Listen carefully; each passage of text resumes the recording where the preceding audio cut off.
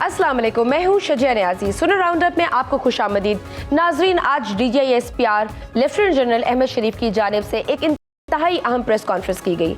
इस press conference में DGISPR ने बहुत तफसील के साथ ऑपरेशन अज़्म इस्तेहकाम, बनू वाक़े से मुतालिक असल हकाइक और डिजिटल दहशतगर्दी से दरपेश चैलेंजेस पर बात की। अपनी गुफ्तगू के दौरान DGISPR की जानिब से कहा गया कि इंतहाई संजीदा इश्यूज को सियासत की भीड़ चढ़ाया जा रहा है। अज़्म इस्तेहकाम इसकी मिसाल है। अज़्म इस्तेहकाम फौजी ऑपरेशन नहीं बल्कि दहशतगर्दी के खिलाफ एक मरबूत मुहिम है। एक मजबूत लॉबी है जो चाहती है कि अज़्म इस्तेहकाम के अगराज और मकासद पूरे ना हो। अज़्म इस्तेहकाम पर सियासत की जा रही है। क्यों एक माफिया, सियासी माफिया और गैर कानूनी माफिया खड़ा हो गया और कहने लगा इसको हमने होने नहीं देना। ये सियासी माफिया चाहता है कि अज़्म इस्तेहकाम को मुतनाज़ बनाया जाए। DGISPR ने बनू वाक़े के हवाले से कहा कि बनू अमन मार्च में कुछ लोगों ने रियासत और फौज के खिलाफ नारेबाजी की और पथराव किया। हजूम में कुछ मुसल्लह लोग शामिल थे और वहां राशन के डिपो को लूटा गया। वाक़े के 1 किलोमीटर दूर भी कुछ लोगों ने फायरिंग की। बनू वाक़े पर फौज का रिस्पांस SOPs और ऑर्डर के मुताबिक था। DGISPR ने यह भी कहा कि यह सब इसलिए हुआ कि 9 मई के मंसूबा साजों को जब तक कैफरे किरदार तक नहीं पहुंचाएंगे तो मुल्क के अंदर इंतशार और फस्तायत मजीद फैलेगी। दहशतगर्दों के साथ डिजिटल दहशतगर्द थे और वाक़े के बाद पुरानी तस्वीरें निकाल कर प्रोपेगेंडा किया गया। हालांकि अमन और मान फौज की नहीं बल्कि सूबाई हुकूमत की जिम्मेदारी है। लेफ्टिनेंट जनरल अहमद शरीफ ने मजीद कहा कि डिजिटल दहशतगर्द फेक न्यूज और प्रोपेगेंडे के जरिए अपनी बात आगे फैलाता है, मगर अक्सर इसका पता नहीं होता वो कौन है और कहां है। डिजिटल दहशतगर्दों और आम दहशतगर्दों में एक बात मुश्तरक है कि दोनों किस्म के दहशतगर्दों का निशाना फौज है। फेक न्यूज और प्रोपेगेंडा करने वालों के खिलाफ कानून के तहत आगे बढ़ने के बजाय उनको आज़ादी इजहार के नाम पर मजीद जगह दी जाती है। एक तरफ रियासत को डिजिटल दहशतगर्दी का चैलेंज दरपेश है तो दूसरी जानिब आज इस्लामाबाद पुलिस ने PTI सेक्रेटेरिएट में कायम डिजिटल मीडिया सेल के मरकजी दफ्तर पर छापा मारा। PTI के सेक्रेटरी इत्तलात रऊफ हसन को गिरफ्तार किया गया। पुलिस के मुताबिक PTI का डिजिटल मीडिया मराकज इंटरनेशनल डिसइंफॉर्मेशन का मरकज बना हुआ था और पूरी दुनिया में पाकिस्तान मुखालिफ प्रोपेगेंडा यहाँ से करवाया जाता था। पुलिस के मुताबिक पाकिस्तान मुखालिफ प्रोपेगेंडे में बराह रास्त मुलव्वस लोगों को गिरफ्तार किया गया है। PTI डिजिटल मीडिया से तमाम सबूत तहवील में ले लिए गए हैं। रऊफ हसन की निगरानी में डिजिटल मीडिया सेल चलाया जा रहा है। सवाल यह है कि क्या ऑपरेशन अज़्म इस्तेहकाम को सियासत की नजर होने से बचाया जा सकता है। सवाल यह है कि क्या डिजिटल दहशतगर्दी की आड़ में PTI को फिक्स करने की कोशिश की जा रही है। सवाल तो ये भी अहम है कि क्या हुकूमत सुप्रीम कोर्ट के फैसलों पर अमल करेगी या मज़ीद पॉलिसी इख्तियार करेगी। इस सब पर बात करने के लिए हमारे साथ मौजूद है मुस्लिम लीग नून के सीनियर रहनुमा तारिक फजल चौधरी साहब। सर, आपके वक्त का बहुत शुक्रिया। आज PTI इस्लामाबाद में PTI सेक्रेटेरिएट में कायम डिजिटल मीडिया सेल के मरकजी दफ्तर पर छापा मारा जिसमें PTI तर्जमान रऊफ हसन को भी गिरफ्तार किया गया है। क्या हुकूमत ने अब ये फैसला कर लिया है कि PTI को बतौर सियासी जमात काम नहीं करने देना? हुकूमत PTI से क्यों इतना खौफजदा है? तारिक साहब। बिस्मिल्लाहिर्रहमानिर्रहीम, बहुत शुक्रिया आपका, आज प्रोग्राम में आपने दावत दी। जी देखिए, गुजारिश ये है कि जो भी जमात अपने आप को सियासी जमात कहती है उसके अतवार सियासी होने चाहिए। उसका जो काम करने का तरीका है वो पॉलिटिकल होना चाहिए। और एक ऐसी जमात जो अपने आप को सियासी जमात कहती है और उसकी फॉलोइंग भी है, लेकिन वो जब फैलाती है तो इंतशार फैलाती है।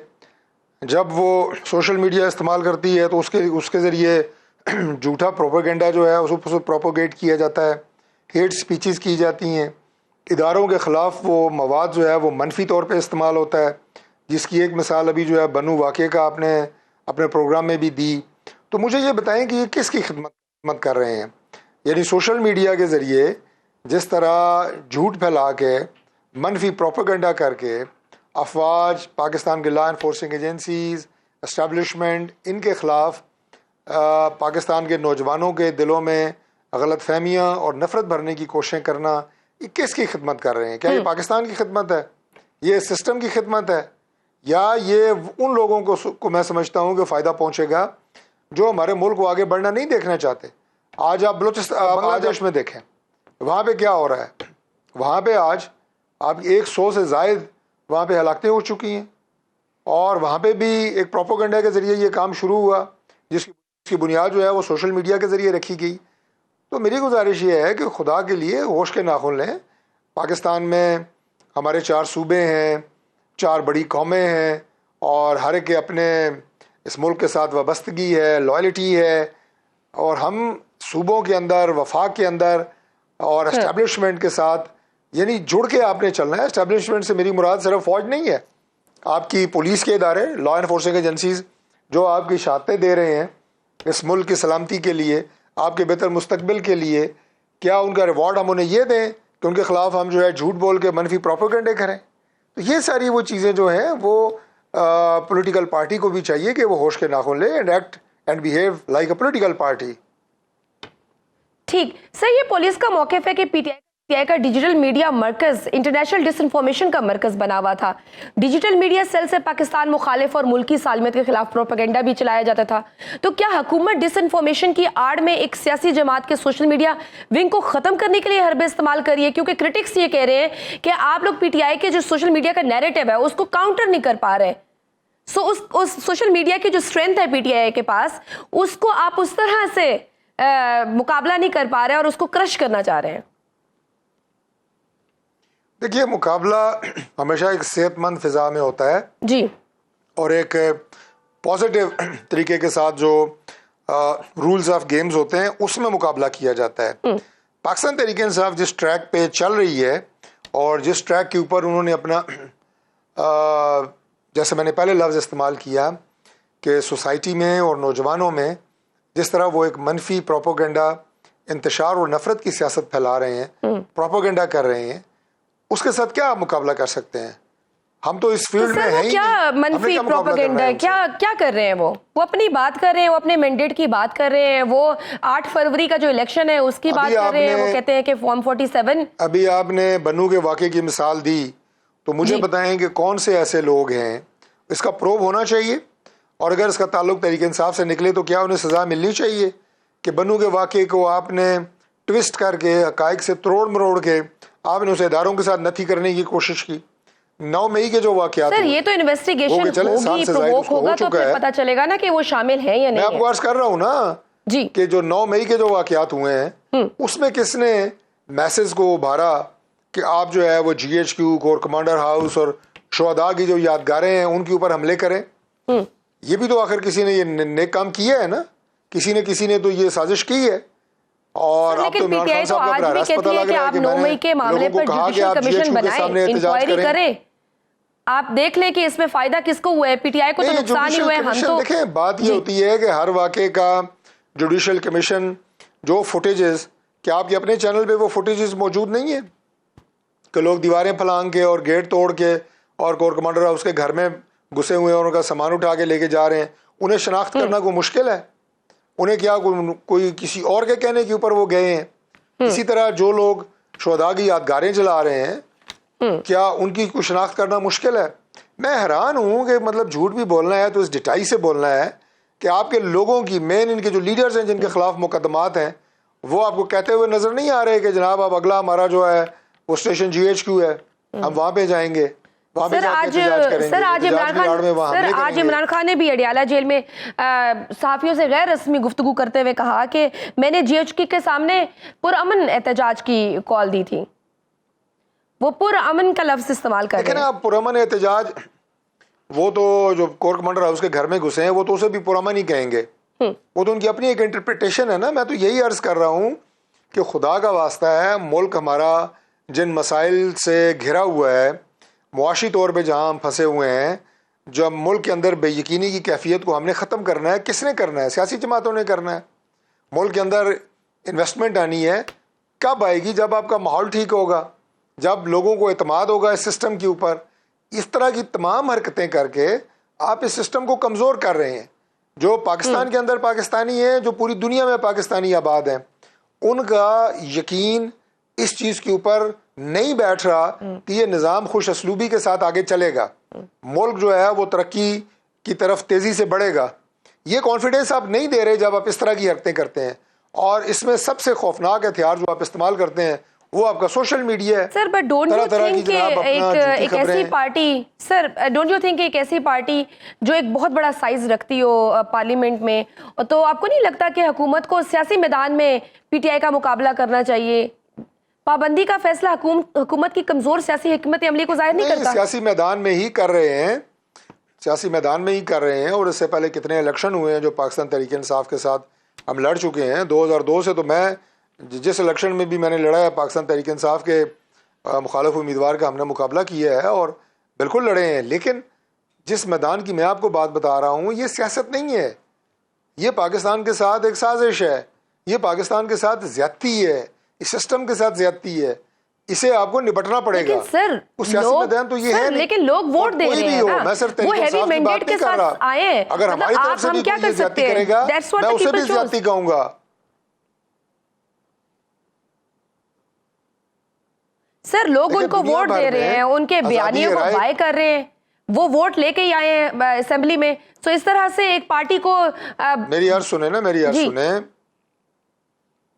جی. دیکھیں ان کے اندر بالکل ایسے سین ایلیمنٹس موجود ہیں, ایسے لوگ تحریک انصاف کے اندر موجود ہیں کہ جو میانہ روی کی سیاست کرتے ہیں, جو اقدار کی سیاست کرتے ہیں, رواداری کی سیاست کرتے ہیں, اصولوں کی سیاست کرتے ہیں. ایسے لوگ موجود ہیں.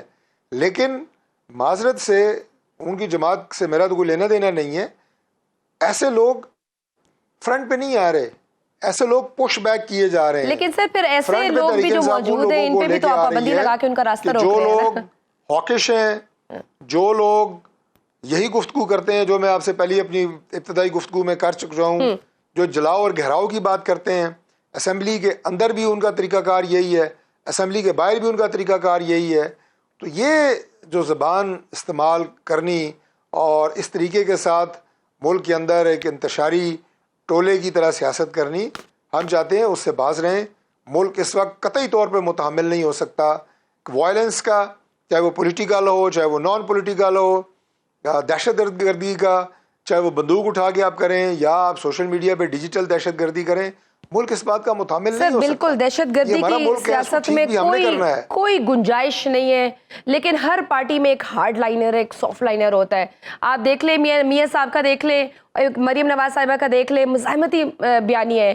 اسی طرح شہباز شریف کا ایک مفاہمتی بیانیہ ہے. سو ہارڈ لائنر اور سافٹ لائنر ہر جماعت میں ہوتا ہے.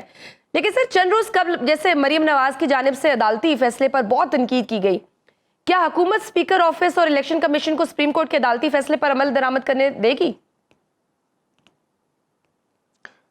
دیکھیے سپریم کورٹ آف پاکستان کا فیصلہ ہمیشہ ہمارے لیے قابل احترام ہے, وہ عدالت عظمیٰ ہے, اور جب فیصلہ آ جاتا ہے اس کے بعد آپ کو بالکل یہ اختیار حاصل ہوتا ہے کہ آپ اس فیصلے پہ کھل کے بات کر سکیں, ججز پہ نہیں, فیصلے پہ.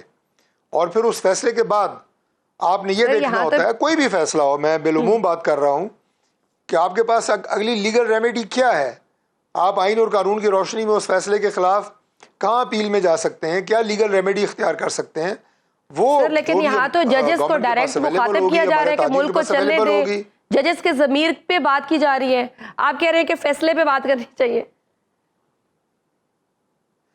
دیکھیں بات یہ ہے کہ اس کو براہ راست اس طرح کسی کی ذات پہ نہ لیا جائے. ایک ادارے کی بات ہوئی ہے. کیا ہے آپ کے جو اسٹیٹ ہیں ان کے پلرز کون کون سے ہیں؟ ججز کے ضمیر بکے ہوئے ہیں, یہاں تک کہا گیا ہے. پارلیمنٹ ہے, ایک آپ کی ایڈمنسٹریشن ہے, مقننہ, انتظامیہ, عدلیہ, یہ تین آپ کے اسٹیٹ پلرز ہیں. آپ میڈیا بھی اسٹیٹ کا ایک پلر ہے. اگر یہ چاروں ہوش کے ناخن نہیں لیں گے, دیکھیں جنگ ہونی چاہیے اداروں کے اندر بھی. اگر ہو, میں جنگ تو نہیں کہوں گا, لیکن اگر کوئی تناؤ ہے یا کوئی آپس میں بات چیت ہے, کسی طرح کی کوئی ٹینشن ہے, اس کا حل جو ہے وہ آئینی ہوتا ہے. کیونکہ چاروں اور یا تین بڑے جو ہمارے ستون ہیں ریاست کے, ان کے اندر جو ایک فریم ورک ڈیزائن ہے اس کا نام کانسٹیٹیوشن ہے. کانسٹیٹیوشن کے اندر پھر ادارے دیکھتے ہیں کہ میری حد کہاں تک ہے اور میں نے کہاں تک جانا ہے. لیکن بڑی معذرت سے اس وقت ادارے آئین کی جنگ نہیں لڑ رہے, انا کی جنگ لڑ رہے ہیں. اور جب آپ انا کی جنگ لڑ رہے ہوتے ہیں پھر آئین اور قانون پیچھے ہو جاتا ہے, اور پھر اس میں نقصان ملک کا ہوتا ہے, سسٹم کا ہوتا ہے. ہم بار بار جو چیخ رہے ہیں وہ یہی کہہ رہے ہیں کہ خدا کے لیے ہوش کے ناخن لیں. ٹھیک سر، اپنی لاسٹ آئینی حدود کے اندر رہیں. انا کی جنگ میں نا اپنے آپ کو جھونکیں. ٹھیک سر، لاسٹ کوشچن مسلم لیگ نون کی طرف سے کوئی اندر سے یہ باتیں بھی آئینی میل ڈاؤن کی بھی بات کی جا رہی ہے. یہ آئینی میل ڈاؤن سے کیا مراد ہے؟ کیا کوئی ایمرجنسی لگ رہی ہے، کوئی مارشل لا لگنے جا رہا ہے، یا مسلم لیگ نون عدلیہ کے ساتھ کوئی محاذ آرائی سٹارٹ کرنے لگی ہے؟ اس کی کیا تشریح کریں گے کوئی آپ؟ محاذ آرائی کی بات نہیں ہے، نہ کوئی ماشاء اللہ لگنے جا رہا ہے. جو آپ میں ریپیٹڈلی میں ایک بات کر رہا ہوں کہ خدا کے لیے اس ملک کی خاطر اپنی انا کے خول سے باہر نکلیں، صورتحال کی سنگینی کا احساس کریں، اپنی آئینی ذمہ داریوں کو ادا کریں. سیاسی جماعتوں کا فرض سب سے زیادہ ہے، کیونکہ آپ کبھی آج ہماری دائیں جانب اپوزیشن بیٹھی ہے، کل وہ بائیں جانب گورنمنٹ میں تھے، ہم دائیں جانب بطور اپوزیشن بیٹھے تھے، کل کیا ہوتا ہے خدا جانے.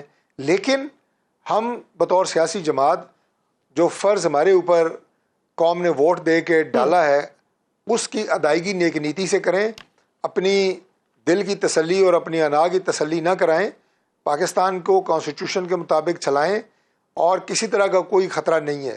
یہ جو بات آپ نے کہا نا میل ڈاؤن، وہ ایک انڈیکیٹر ہے کہ اگر آپ باز نہیں آئیں گے، اگر آپ سوائے جلاؤ گھراؤ لڑ جو مار جاؤ مار دو، کسی کو نہ جانے دو، کسی کو نہ چھوڑو، کیا ہوگا پھر؟ صحیح یہی بات ہے، کسی کو نہ چھوڑو، ہر کسی کو سپیس ملنی چاہیے. بالکل صحیح. بہت شکریہ. مسلم لیگ نون کے سینئر رہنما طارق فضل چودھری صاحب ہمارے ساتھ موجود تھے اور ملک کے مجموعی سیاسی صورتحال پر بات کر رہے تھے. ناظرین مجھے لینے ایک چھوٹی سی بریک، دیکھتے رہیے Suno round up. Welcome back to Suno round up. D G I S P R کی پریس کانفرنس کے اہم نکات پر بات کرنے کے لیے ہمارے ساتھ موجود ہیں بریگیڈیئر وقار خان، نیشنل سیکیورٹی ایکسپرٹ ہیں. سر آپ کے وقت کا بہت شکریہ. سر آج D G I S P R lieutenant general Ahmed Sharif کی جانب سے ایک انتہائی اہم پریس کانفرنس کی گئی، جس میں D G I S P R کی جانب سے کہا گیا کہ انتہائی سنجیدہ ایشوز کو سیاست کی بھینٹ چڑھایا جا رہا ہے. ایک مضبوط لابی ہے جو چاہتی ہے کہ عزم استحکام کے اغراض مقاصد پورے نہ ہوں. عزم استحکام پر سیاست کی جا رہی ہے. کیوں ایک مافیا، سیاسی مافیا اور غیر قانونی مافیا کھڑا ہو گیا اور کہنے لگا کہ اس کو ہم نے ہونے نہیں دینا. یہ سیاسی مافیا چاہتا ہے کہ عزم استحکام کو متنازع بنایا جائے. سر یہ سیاسی مافیا کون ہے، کس کی طرف اشارہ کیا جا رہا ہے؟ جی آئی تھنک اس میں پہلے چیزیں آئیڈینٹیفائڈ تھیں، اور اسپیشلی جب بنو کا کیس ہوا تو اس میں چیزیں بڑی کھل کے سامنے آئی ہیں. کہ پہلے تو آپ کو یاد ہوگا جب عزم استحکام کی اناؤنسمنٹ ہوئی تو اس میں سیاسی پوائنٹ سکورنگ کی گئی. ایون ریلیجس پارٹیز ہیں یا پولیٹیکل پارٹیز ہیں جو افیکٹڈ پروونس اسپیشلی کے پی سے بہت زیادہ شور اٹھایا گیا، اور پھر اس کے اگینسٹ ایک بیانیہ بنایا گیا تھا. اس میں آئی تھنک جو عزم استحکام میں جو کلیئرٹی تھی وہ پہلے بھی تھی کہ it is a continuation of previous policy, چاہے وہ آپ کا نیشنل ایکشن پلان نمبر 1 تھا جو 2014 میں بنا، اس میں ڈیفینیٹلی کچھ ملٹری آپریشن اور باقی سارا کام جو ہے وہ سول گورنمنٹ ہے. اسٹرینتھنگ آف لا انفورسمنٹ جو ہمارے سول ادارے ہیں، اس طرح لا فیئر میں آپ نے عدالتوں کے نظام کو ذرا بہتر بنانا ہے. اینڈ دین اونرشپ ہے پولیٹیکل لیڈرشپ کسی بھی پارٹی کی ہو. فار انسٹنس اگر کے پی میں کچھ ہوتا ہے تو ownership is with the chief minister. تو یہ آئی تھنک بالکل، اور یہ پھر شامل ہے ایون پی ٹی آئی نے پریزنٹ کیا جو نیشنل انٹرنل سیکورٹی پالیسی، ان کا جو پالیسی آئی تھی 2021 میں، اس میں یہ ساری چیزیں مینشنڈ ہیں. تو ایک تو یہ ہے کہ اس کو بڑھا چڑھا کے ایسے شو کیا کہ شاید نظر بیس بائی اس لیول کا کوئی آپریشن ہو رہا ہے، ڈسلوکیشن، وہ نہیں ہے. باقی یہ جو آئی تھنک دوسری امپورٹنٹ چیز تھی وہ ہے ریلیٹڈ ٹو جو ان کا انلیگل اسپیکٹرم کی بات ہوئی، یعنی جو activity especially Pak Afghan border پہ ہوتے، ہم سنوں پہ بھی کہتے ہیں کہ یہ basically Pak Afghan mafia corridor بن چکا ہے، جس میں اسمگلنگ ہے، جس کے اندر آپ کے ویپنس کی لیٹ سے ٹرانسپورٹیشن ہے، ڈالر ہے، پھر گرینز آئے تھے، اور باقی لیگل لوگوں کا آنا جانا ہے. اور جو انہوں نے ذکر بھی کیا کہ افغانی اگر جاتے ہیں جیسے تاجکستان یا ازبکستان یا ایران تو وہ باقاعدہ پاسپورٹ پہ جاتے ہیں، یہاں پہ دے وانٹ کی جی تذکرہ پہ یا اپنا ہاں جی ٹیرر کرائم نیکسس کی اصطلاح انہوں نے استعمال کی ہے. تو وہ آئی تھنک یہ وہی چیزیں. اچھا سب سے افسوسناک پہلو اس کا پھر سامنے آیا بنو، آئی تھنک اس کو ایز اے کیس اسٹڈی اگر آپ دیکھیں کہ ایک دن پہلے ایک اٹیک ہوا جس پہ ہمارے فوجیوں کی شہادتیں بھی، انہوں نے لڑا بڑا بے جگری کے ساتھ، صفائی سبحان کا کیس تھا، اور اس میں وال ایک بریچ ہوئی اور 7 وال کو دوبارہ ریسلیکٹ کرنا ہے آپ نے، اور اس پہ کام ہو رہا تھا. اگلے دن پروٹیسٹ ہوا جو امن مارچ، جس پہ D I S P R نے کہا جی ہمیں کوئی اعتراض نہیں ہے، اور پھر لوگ ڈائیورٹ کیے گئے کنٹونمنٹ کی طرف. اسی بریچ میں سے لوگ اندر داخل ہوتے ہیں، لڑکوں کو آگے لگا کے پتھراؤ کیا جاتا ہے، گالیاں دی جاتی ہیں فوج پہ. دین دے رینس ایکٹ جو ہے ہمارا، وہاں پہ فوج کا لیٹ سے تھا جو ایس ایس جیز کو بولتے ہیں، یعنی سروس سپلائی ڈیپو ہے، تو وہاں سے راشن اٹھا کے لے جاتے ہیں. تو مینلی انسائٹ کر رہے تھے. اور اگر آپ ابھی لنک کریں وتھ 9th میں تو آپ کو سملرٹی نظر آتی ہے کہ آپ انسائٹ کر رہے ہیں کہ وائلنس ہو, خدا نہ خواستہ بلڈ شیڈ ہو, پھر اس کے اوپر بیانیہ جو ہے بنایا گیا. انفارچونیٹلی بڑے ذمہ دار لوگوں نے پھر اس میں حصہ لیا.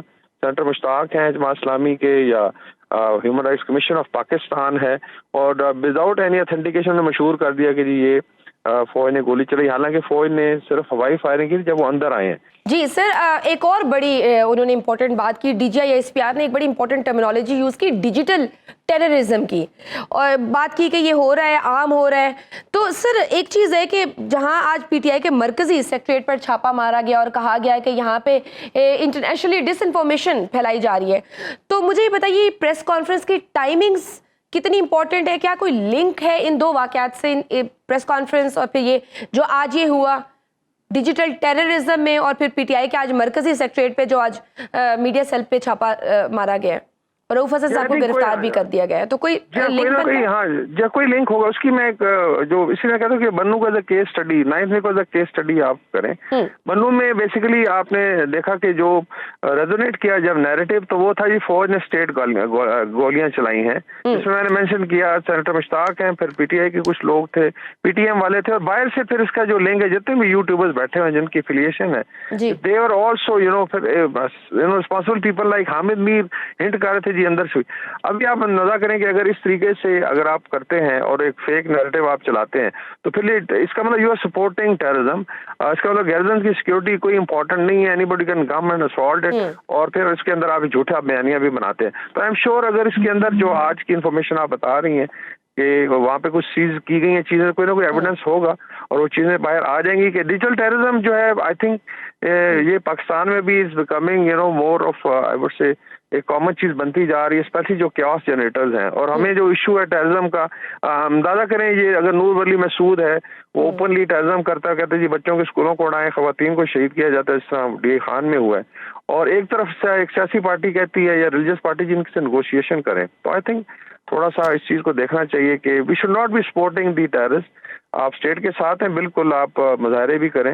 سر دین پرابلم اس ہے, مائی کوسچن از کہ اگر ڈیجیٹل ٹیررزم کو اگر کیٹر کرنا ہے تو کیا اس کے لیے ضروری ہے کہ سوشل میڈیا کو بین کر دیا جائے انسٹیڈ آف کہ اس کو ریگولیٹ کریں؟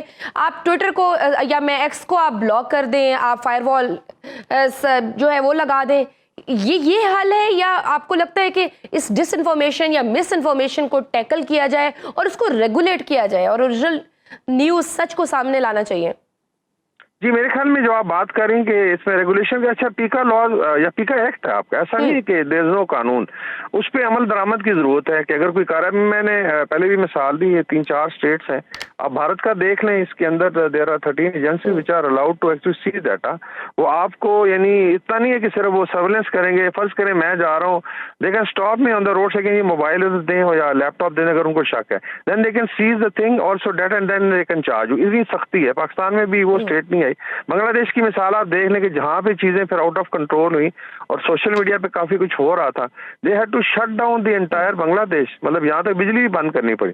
تو وہ حالات پہ نہیں آنے چاہیے کہ کیوس اس لیول پہ چلا جائے, پھر ان کو لوگوں کو مطلب اس میں کوئی 150 اسٹوڈنٹ شہید ہو گیا. ابھی سینٹر مشتاق کہتے ہیں اسٹیٹ گولیاں ماری ہیں, تو اسٹیٹ گولیاں سب مارتی ہیں اسٹیٹ سب بنگلہ دیش میں, حالانکہ وہاں ہم سمجھتے ہیں کہ جمہوریت ہے. تو یہ پھر یہ چیزیں جب آؤٹ آف کنٹرول ہو جائیں تو پھر بہت ڈراسٹک میئر لینے پڑتے ہیں. میرے خیال میں اگر پیکا لاز کوئی یا ایکٹ کو آپ امپلیمنٹ کر لیتے ہیں اور اس کے تحت جو ہے ایک ڈیٹرنس رہتی ہے اور لوگوں کو سمجھ آ جائے کہ چاہے وہ گالم گلوچ ہے یا انڈر مائن کرنا یا خدا نہ خواستہ آپ کیوس کو فلپ دیتے ہیں, تو اس پہ کنٹرول کیا جا سکتا ہے. اس میں ہر ایک کو ذمہ داری کا. سر یہ بتائیے کہ آج کی D G I S P R کی پریس کانفرنس کا مخاطب کون تھا؟ کیونکہ بنو کی بات کی گئی, پھر صوبائی حکومت کی پرفارمنس کی بھی بات کی گئی, اور پھر جہاں پہ دوسری طرف بات کی جا رہی ہے پی ٹی آئی کی پہ پابندی لگانے کی بات کی جا رہی ہے, بین کرنے کی بات کی جا رہی ہے, تو آپ کو کیا لگ رہا ہے اس ماحول میں اس پریس کانفرنس کی ٹائمنگز کتنی امپورٹنٹ تھی؟ ٹائمنگ کو آپ دیکھیں نا, خود اگر بنو کے واقعے کو ہم اگر سمجھیں گے ایک نارمل چیز تھی, تو میرے خیال میں 9 مئی کا بھی ہم بھگت چکے ہیں. تو یہ ضروری تھا کہ چیزیں فیکٹس کو سامنے رکھا جائے. مخاطب تو بیسیکلی اس پیپل آف پاکستان, ठीक। फ्रैंकली स्पीकिंग अगर एक एफर्ट हो रही है कि फौज और अवाम को खुदा न खास्ता लड़ा दिया जाए या फौज अवाम में गैप क्रिएट किया जाए, तो आपने इसको क्लैरिफाई करना है। तो इररिस्पेक्टिव ऑफ चाहे कोई भी पार्टी है, पॉलिटिकल एंटिटी है, रिलीजियस एंटिटी है, तो they should look at it कि ये गैप जो है खतरनाक है। अभी जैसा बांग्लादेश में गैप क्रिएट हो गया है, जब आपने लाशें गिरा दी तो फिर एक बहुत बड़ा गैप क्रिएट हो गया, और आई एम श्योर कोई भी ये नहीं चाहता, और वी वांट के चीजें स्टेबल तरीके से चले पाकिस्तान। बहुत शुक्रिया दफाई तज्जियाकार, हम ब्रिगेडियर वकार खान हमारे साथ मौजूद थे और DGISPR की प्रेस कॉन्फ्रेंस पर अपना क्रिटिकल एनालिसिस दे रहे थे। नाज़रीन, मुझे लेनी एक छोटी सी ब्रेक, देखते रहिए सुनो राउंडअप। सुनो राउंडअप में आपको खुशामदीद। नाज़रीन, बांग्लादेश में कोटा सिस्टम के खिलाफ तलबा के एहतजाज के बाद सुप्रीम कोर्ट ने हाई कोर्ट का फैसला गैर कानूनी करार देते हुए कहा कि 93% सरकारी मुलाजमतें मेरिट पर मिलेंगी। अदालत ने अपने फैसले में कहा कि 5% मुलाजमतें 1971 की जंग के साबिक फौजियों के बच्चों के लिए, 2% दीगर कैटेगरीज के लिए मुख्तस रहेंगी।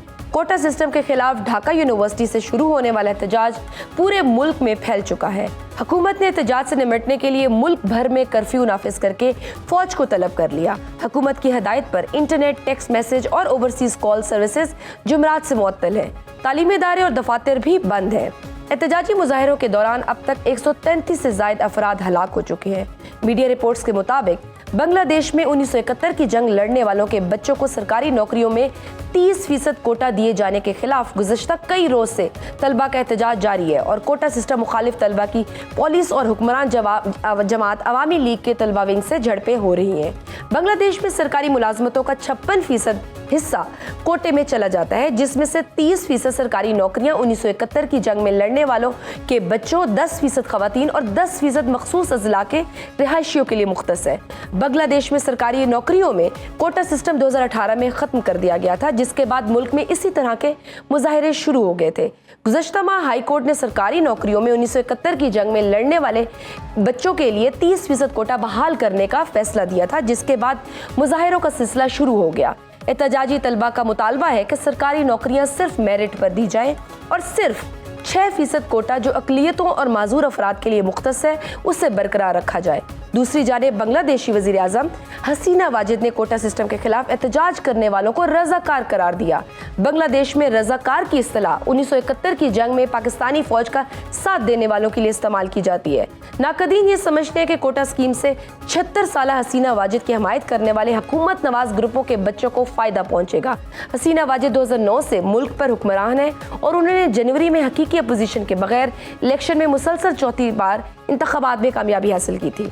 शेख हसीना वाजिद की हुकूमत पर इंसानी हकूक़ की तंजीमों की जानिब से इल्ज़ाम आयद किया जाता है कि वो इक़्तिदार पर अपनी गिरफ्त मजबूत करने और इख्तिलाफ राय को ख़त्म करने के लिए रियासती अदारों का गलत इस्तेमाल कर रही हैं, जिसमें हिज़्ब इख्तिलाफ के कारकुनों को मावराए अदालत कत्ल भी शामिल है। सवाल यह है कि क्या सुप्रीम कोर्ट के फैसले के बाद कोटा सिस्टम के मामले पर जारी एहतजाज का सिलसिला खत्म हो सकेगा? क्यों कोटा सिस्टम के एहतजाज करने वालों को पाकिस्तानी एजेंट करार दिया जा रहा है? क्यों पाकिस्तान को बांग्लादेश की अंदरूनी सियासत में घसीटा जा रहा है? इस सब पर बात करने के लिए हमारे साथ मौजूद है साबिक सफारतकार जमील अहमद खान साहब। सर, आपके वक्त का बहुत शुक्रिया। सर, बांग्लादेश में कोटा सिस्टम के खिलाफ एहतजाज को आप कैसे देखते हैं? बांग्लादेश की सुप्रीम कोर्ट ने अपने फैसले में कोटे पर सरकारी मुलाजमतों के हुक्म पर अमल दरामद रोक दिया है। 93% मुलाजमतें अब मेरिट पर मिलेंगी, जबकि 5% मुलाजमतें 1971 की जंग के साबिक फौजियों के बच्चों को मिलेंगी और बाकी 2 कैटेगरीज के लिए मुख्तस कर दी गई हैं। जी हाँ, इस पर रिएक्शन आ गया स्टूडेंट्स का। उन्होंने तकरीबन इस फैसले पर तो अपने इत्मीनान का इजहार किया, लेकिन बात खत्म नहीं हो रही है। यहाँ अभी कर्फ्यू लगा हुआ है। सबसे पहली बात तो ये है कि बांग्लादेश की सुप्रीम कोर्ट इतनी बसीरत है उनमें, तो उन्हें पता था कि मुल्क का क्या हशर हो रहा है, तो उन्होंने इतवार के दिन भी कोर्ट लगाकर बस देखा जाए कि कलेक्टिव विजडम कानून के साथ साथ उन्होंने इस्तेमाल किया कि डेट को एडवांस कर लिया। पहली चीज़। दूसरी चीज़ ये है कि इसमें अब बात यहाँ तो नहीं रुक रही है सिर्फ कोटा की सिस्टम की, बात पहुँच गई है उस फ्रस्ट्रेशन की जिसमें इकोनॉमी है। अब बात पहुँच गई है कि जो 133 अफराद जाब महक हुए हैं इस पूरे मूवमेंट में, वहाँ इसके साथ साथ अपोजिशन ने कह दिया है कि हम भी अब इस प्रोटेस्ट इसमें जारी रखेंगे इस मामले में हुकूमत के खिलाफ।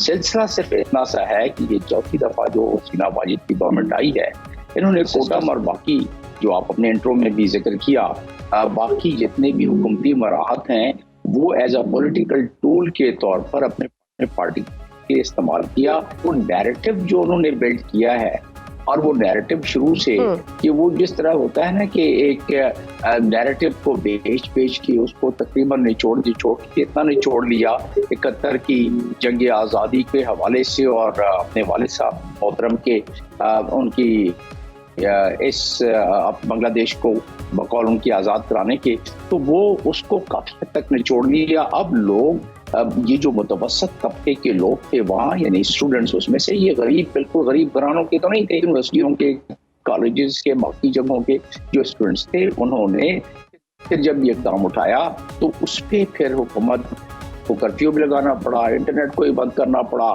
سب سے جو ایک ایسی چیز ہوئی کہ حکومت نے اپنے ساتھ اپنے پارٹی کے اسٹوڈنٹ ونگ کو ملا کے پولیس کے ساتھ چھوڑ کے، پولیس کے ساتھ کمبائنڈ آپریشن کر کے جو دوسری سائڈ کے اسٹوڈنٹس تھے جو اپنا حق مانگ رہے تھے ان پر ظلم و بربریت کرایا.